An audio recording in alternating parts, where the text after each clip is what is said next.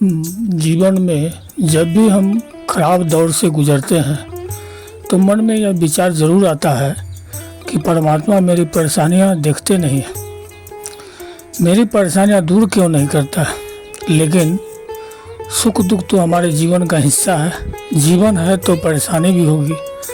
तो चलिए भक्तगण, आज हम एक कथा का श्रवण कर रहे हैं जो सुनने मात्र से आपके जीवन में सुख संपत्ति और धन की वर्षा होगी। तो चलिए कथा को प्रारंभ करते हैं। अगर आप यह कहानी सुन रहे हैं तो पूरा सुनिए, आधा अधूरा छोड़कर जाने की गलती मत कीजिएगा। इस पवित्र कथा को सुनने मात्र से मनचाहा फल की प्राप्ति होगी। आप शिव भक्त हैं तो भोलेनाथ का अनादर न करें। एक युवक की अपनी तमाम परेशानियों के लिए भगवान से शिकायत करता था। अमित अपनी परेशानियों से जूझ रहा था। उसे लगता था कि एक अकेला वही संसार का सबसे दुखी व्यक्ति है, सिर्फ उसी के जीवन में तमाम मुसीबतें हैं। उसको भगवान से इस बात की बड़ी शिकायत करती थी कि भगवान ने संसार के सारे दुख उसके हिस्से दे दिए। अमित सोते जागते भगवान से प्रार्थना करता और फिर कभी भगवान को दोष देता तो कभी खुद को कोसता रहता। भगवान की न तो विनती सुनती और न उनके उलाहने। अब अमित बेचारा करे भी तो क्या करे। एक मुसीबत खत्म होती नहीं कि दूसरी आ जाती। एक दिन उसने सोने से पहले प्रार्थना की, प्रभु मैं आपके सामने कहता कहता थक गया, एक अंतिम बार कह रहा हूँ, कृपया करके मेरी प्रार्थना सुन लीजिए। अगर आपको मेरे दुख नहीं मिटाने हैं तो कम से कम इतना तो कर सकते हैं कि किसी ऐसे व्यक्ति के दुखों से मेरा दुख बदल दीजिए जिसके जीवन में मुझसे कम दुख हो। हमेशा के लिए नहीं तो कम से कम कुछ महीनों के लिए ही सही, थोड़े दिन के लिए मुझे भी कुछ राहत मिल जाए। अब भगवान ने अमित की सारी आखिरी इच्छा सुन ही ली और उसे उस रात को सपने में महादेव दिखे। महादेव बोले, बालक मैं तुम्हारी प्रार्थना रोज सुनता था, पर मैं उनके ऊपर ध्यान ज़्यादा दे रहा था जो तुमसे भी ज़्यादा तकलीफ में है। खैर तुम अपने सारे कष्टों को विस्तार से एक कागज़ पर लिखो, एक पोटली बनाओ और शहर के मुख्य चौराहे पर जाकर उसे टांग कर आ जाओ। अमित हड़बड़ा कर नींद से जगा। पहले तो उसको बिल्कुल यकीन न हुआ कि सच में भगवान आए थे। उन्होंने उससे यह सब बातें कही।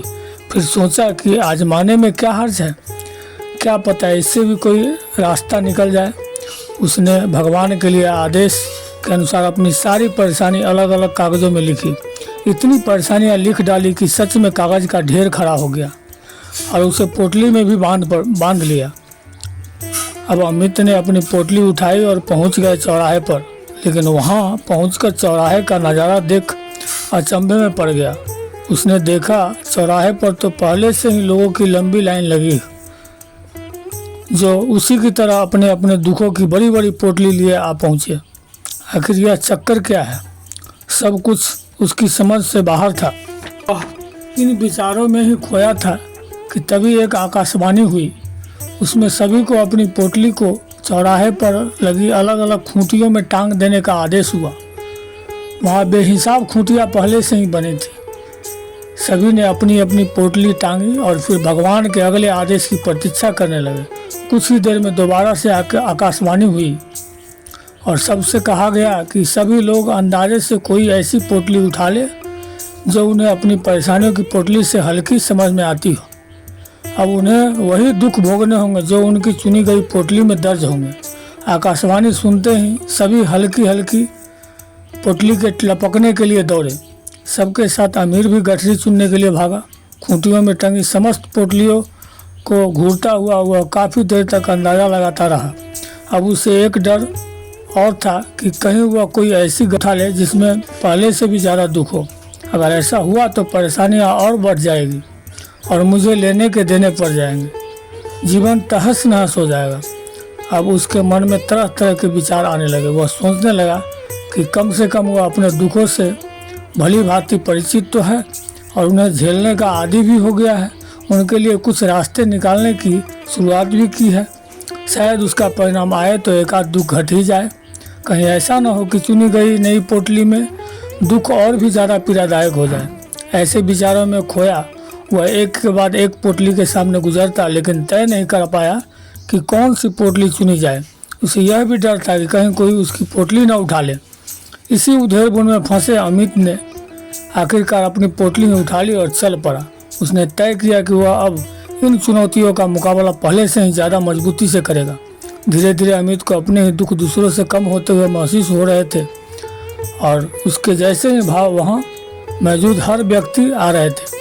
सच में सबको अपना दुख ज़्यादा बड़ा है, ज़्यादा पीड़ादायक लगता है कि वही संसार का सबसे दुखी प्राणी है। पर हम में से ज़्यादा न जाने कितने और दुखी हैं। कितने ही लोग ऐसे हैं जिन्हें 2 वक्त का भोजन भी मुश्किल से नहीं नसीब होता है। कभी किसी की शानदार कोठी के आगे से गुजरते हुए यदि यह ख्याल बार बार आए कि जब किस्मत बट रही थी तो वह इस आदमी से पीछे क्यों, अगर आगे रहता तो उसे भी ऐसा सुख और ऐशोआराम मिलता था। जिन लोगों के पास साहस और हौसला है वह आत्मविश्वास की नाव पर सवार होकर अपनी से आसानी से जीवन की कठिनाइयों से सफलता प्राप्त कर लेते हैं। जरा ऐसे लोगों के बारे में सोचिए जो मृत्यु के बीच झूल रहे हैं। कम से कम आप किस्मत की लाइन में इनसे आगे तो हैं, स्वस्थ हैं, अपने काम के लिए किसी पर निर्भर नहीं है, अपना काम खुद करने के काबिल है। वीडियो को बोलते समय कोई त्रुटि हुआ हो तो मैं क्षमा चाहता हूँ। उम्मीद है वीडियो अच्छा लगा है। महादेव के सच्चे भक्त हैं तो चैनल को सब्सक्राइब करें और कमेंट में लिखे हर हर महादेव।